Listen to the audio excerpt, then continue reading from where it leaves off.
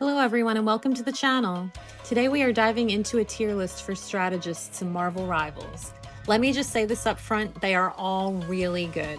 I've been going back and forth with my thoughts, and honestly, my opinions on how they stack rank have been changing by the hour. I even almost scrapped this video this morning, honestly, and started over again because I kept changing my mind. But instead, I decided to roll with it and share all the great details, the pros and cons, and all the great info on each strategist hero to give you a full picture.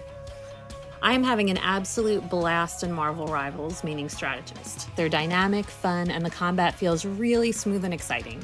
It offers a great mix of skills that, while it's a super different game, it feels closer to the level of complexity that you'd find in ESO healing, rather than the support heroes in Overwatch 2, which I am absolutely loving. It's been a lot of fun. It feels really smooth. So anyway, let's go ahead and get started and see how these heroes stack up. All right, we won't spend too much time on this, but I'm going to start with some real nerd stuff. When I was thinking about how to rank these heroes, I went skill by skill, hero by hero, and made a matrix of some of their key attributes and toolkits.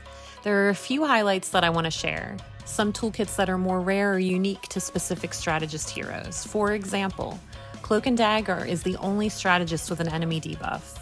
Cloak and Jeff are the only two who provide allies with a healing received boost. Adam and Rocky are the only heroes with a resurrection ability. Luna, Mantis, and Rocky are the only strategists who can give allies a damage boost, and finally, Luna and Mantis are the only ones with a stun in their kit. These unique traits definitely make certain heroes stand out, but they also show just how much variety there is across the strategist role. Alright, let's jump right in. Our tier list for strategists. So we're going to open up with our two no-brainers. Not much of a surprise, but drumroll please. We have Luna, Snow, and Mantis. S tier, no doubt about it. They are completely broken right now. It's completely insane. So first, let's talk about Luna. Now, Luna is completely broken. I could see her with future nerfs maybe dropping down in the list just because her toolkit isn't as unique and strong as Mantis is. I think Mantis is in the S tier to stay unless she gets completely bonkers nerfed. But Luna's abilities are so overpowered right now, specifically her Ice Art skill. She has a stun with the Absolute Zero skill. She has amazing bursts with Ice Arts that can completely change the tide of battle. I mean, that is just nuts. And then Fate of Both Worlds as an ulti is completely broken. I usually use it to heal allies, but you know, you just hit that the right trigger and you toggle over to damage boost. So it's really dynamic, gives you a lot of options. She has good mobility with that smooth skate passive. She has a stun with Absolute Zero. She has a spammable. I mean, she is just completely overpowered right now. Now moving over to Mantis. So Mantis really has an amazing toolkit. Like I think even, you know, if there's balance changes, nerfs forthcoming, I think she's gonna be S tier or at least a very high tier to stay because she has such a dynamic toolkit. She, like Luna Snow, she has a stun with the Spore Slumber. She has the flexibility to give allies basically damage boost or heal. And the heal, not to mention it does have burst. It's not as bursty as Luna's, but it does have burst, but it has a heal over time, a hot with it. So it's just, you know, it's bonkers. Natural Anger, the B button skill, she can basically boost her damage at any time. So she can toggle, you know, if you have two good healers, or maybe even have three healers, like she can really do a ton of damage, get a ton of kills. So you can kind of have her as a utility healer just pumping out damage. It's wild. And then Soul Resurgence, her ulti, gives you a heal over time, movement boosts. And my favorite thing about it, you know, Luna's ult, you're just ulting. You're not doing anything else. But in Mantis's ult, she can actually use skills while she's in her ult. So it's really cool. It's crazy. So next up, we have Cloak and Dagger. And kind of thinking back to that toolkit matrix from the beginning of the video, she really has a lot to offer. She gives a healing received increase. She's the only hero in the strategist line that has an enemy debuff, which is really powerful. She has a spammable heal. She has a very easy to use damage skill, kind of similar to Moira in Overwatch 2. On the dagger side, she has a heal over time bubble. Her ulti basically performs 3 rapid dashes, the Eternal Bond. It heals allies, it damages enemies along the path. So she has a great toolkit. And I have seen people go off on Cloak and Dagger. So she was a little bit difficult to place, but I put her at A tier. And she could very well be S tier. I had trouble with this decision. I just think Mantis and Luna are so cracked out right now, it's hard to rationalize putting anyone else at that level. So for right there at A tier, but she really has a strong toolkit. I love playing her. She's a lot of fun. She also has a spammable heal, spammable damage, lots in that toolkit. She's a lot of fun to play. And I forgot to mention, she has an invulnerability, so she can basically, it's called Dark Teleportation.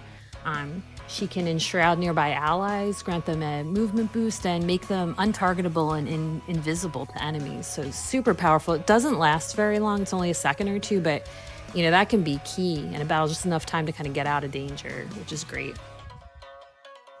All right, next we have Jeff the Shark and Rocket Raccoon. And I have to say, if this was a tier list for cuteness, Jeff the Shark is S tier. He is so cute. He's so fun to play. I have a lot of friends, they play the game for the first time and you see them hop right on him and just have a blast laughing, like having a great time. So they were difficult to place. So I'm grouping them together because I think they both have a ton of potential. They're not quite there though at S tier.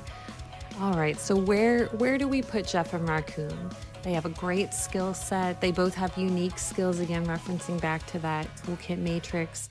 But, are they at the same level as Luna, Mantis, and Cloak? Well, let's see. So I have put them at, and I'm so sorry in advance. I don't want to upset anyone, but I've put them at B tier. They're right there, though. I just think, Cloak has such a unique toolkit, and I've really seen people go off on her. Like, I just couldn't put them in the same level as Cloak and Dagger, and definitely not Luna and Mantis. So I have them as a solid B tier. So let's take a quick look at their toolkit. So Jeff, again, cuteness, S tier, like S tier, God tier, like the cutest thing, the cutest thing ever. But what really makes Jeff unique and sets him apart is his ult. Like, his ult is game changing. It's Jeff basically swallows all enemies within a range.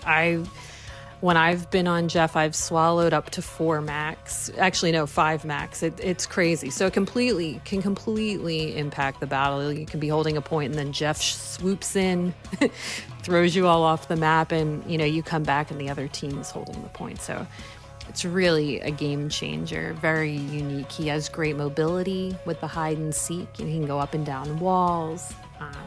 He regains health when he's underwater. His healing bubble has, similar to Cloak and Dagger, the healing boost.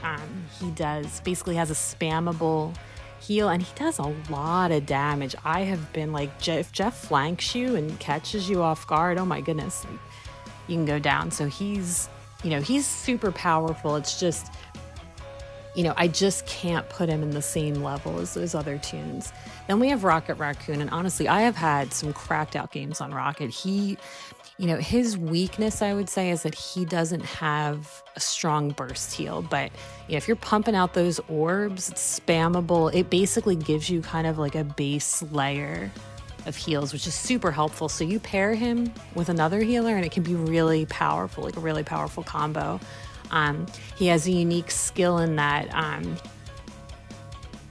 he's the only strategist hero that produces armor packs. So, and also his BRB skill, in addition to giving those armor packs, that beacon is a res beacon. Once it's used, its cooldown is a little over 40 seconds. So, it takes a while to come back, but super powerful. He has great mobility too. He can climb up walls. His left bumper is a dash. And then his CYA ult provides a damage boost to all allies. So again, a super great toolkit. I think really where, he's not quite up to par is on the burst heal. He can lay out a really good, like I said, like base layer of heals with those orbs. But, if you need to burst somebody or if you're the only healer, it's just not going to work. He's not going to be able to do enough to support the team. All right, next we have Loki. And, I think a lot of the tier lists I've seen, nobody really knows where to put him because he's kind of a jack of all trades. He can do damage. He has a spammable. His ult is really cool. It's very similar to Echo's. He can basically turn into another hero, shapeshift, and, do any ult for either the ally team or the enemy team's heroes. So that's super cool. His rune stones are a really unique skill. Basically, he can put these little healing circles around his clones and they provide a heal over time, and they also convert incoming damage into healing. So super cool. Very unique, but again, he's just not there with everyone else. So don't kill me here, but I am going to put Loki at B-. I know it's so hard. I mean, he's not C tier. I'm not doing that to him. I can't put him at C tier, but he's great. And like I said at the beginning, they're all really good. So everybody's viable. I really gravitated to Loki when I first picked up the game. I played him pretty much straight through for the first day, and then started to explore. Had a ton of fun on him, but he's not quite there. But he's a lot of fun. He can do a lot of heals. He can do some damage. And he's just really fun and dynamic to play. He is a trickster. And that's what's really cool about this game. The heroes really kind of personify their characters. And it's fun. And I'm not going to pretend I mastered it, but, I've seen people getting better at him, and, they're zipping around, switching places with their clones.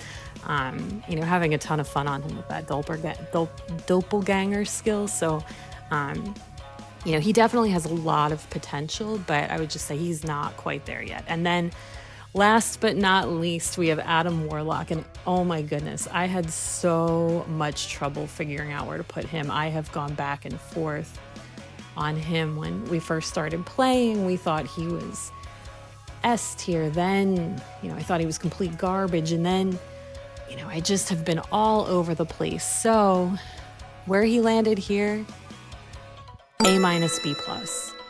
And the reason is he can't hang if he's the only healer. He just doesn't. His cooldowns are too long. He can't sustain healing by himself. And, if we jump over to his skills, he does a lot of damage. So his spammable, similar to Mantis, is a damage skill. Soul Bond is so powerful, and this is really what puts him a little bit above Rocket and Jeff, because Soul Bond, it has a longer cooldown, but basically you create a Soul Bond with allies, and then it grants a heal over time and then distributes damage taken across the bond. So if you're going in for a push, if your team is taking a ton of damage, you hit that, it distributes the damage across the team. So if somebody's getting targeted and they're close enough to group that the Soul Bond will reach them, it can really help with the survivability of the team. His right bumper, the Avatar Life Stream, that's a nice little heal. And it's not too long of a cooldown, but like I said, it's just not quite enough to sustain a group. But him as a healer 2 or even a healer 3, if you're running that comp, so powerful, so much burst. Both that and the Soul Bond skill have a big burst heal. And then obviously, he has his res. He has a passive with Mantis to enable her to res on cooldown. It's, he has a really strong toolkit, but again, he's just not quite there because he can't hang. He can't solo heal. And, if he's healer 2, he really needs a strong healer 1 spamming out those heals for him to be viable. But, in the right hands on the right team, he is super powerful. So that's why I put him at the B+, A-. Well, thank you so much for joining. I hope this was helpful. I'm going to be releasing some more content soon, some guides for the strategist, and I'm actually starting to dabble a little bit into tanks. So I'm super excited. Penny Parker's been like a little favorite. I could even put her, honestly. I know she's a tank, but she has a lot of passive healing skills and a lot of utility. So I really see her as kind of a support. Not quite full healer, full strategist, but I've been having a lot of fun with her, kind of broadening my experience into the vanguards as well. But anyway, thank you so much. Please like and subscribe. happy healing. I hope you all are having as much fun on the game as me, and I will see you soon. Thank you so much.